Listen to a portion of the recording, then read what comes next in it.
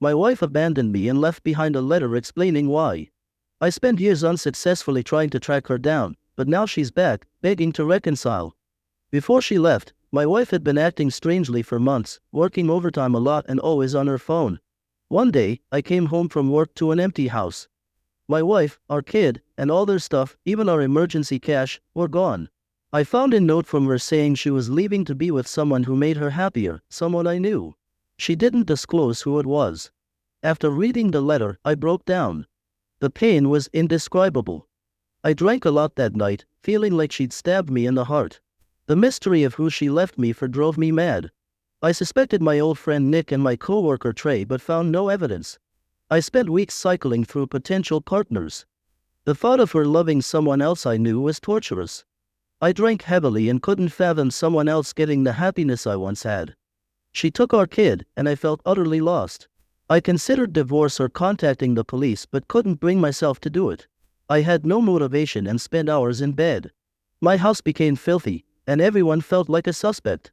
I checked her social media, called her coworkers, and even searched public court records for any trace of her.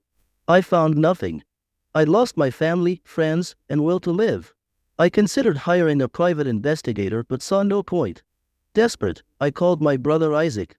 That conversation made me realize I wanted to live, so I agreed to see a therapist. I found a therapist, Mrs. Smith, who specialized in family-induced trauma. For 2 years, I worked on healing. My pain turned into rage and resentment. I channeled this into going to the gym and cooking. I got fit and felt better mentally and physically. Then, I found a letter from Emily in the mail. She said leaving me was the biggest regret of her life. Her new partner had been abusive, and she realized no man could compare to me. She begged for forgiveness and asked to meet in person. We met at a local coffee shop. She dressed to seduce me, wearing my favorite shoes and smelling like cookies. She apologized, saying the man she left me for had cheated on her from the start. She revealed it was my brother Isaac. The betrayal was unbearable. The person who talked me out of taking my own life had been with my wife all along. I demanded to know where our kid was. She promised I could see him but wanted to reconcile. I told her I only wanted shared custody, not a reunion. She erupted in the coffee shop, screaming that our kid wasn't mine but Isaac's. She insulted me, saying she wanted me back only for my money. I felt overwhelming rage and resentment. We argued, and as I tried to leave, she hit me with a coffee pot. I woke up in the hospital with a head injury. After being released, I felt utterly betrayed and alone. I went to a bar, drank heavily, and blacked out on the sidewalk. The next morning, a stranger offered me drugs. Desperate to escape my pain, I accepted. That first high felt incredible, but the crash was devastating. I quickly became addicted, using my savings to buy drugs.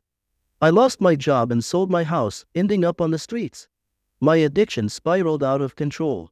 I started using stronger, cheaper substances.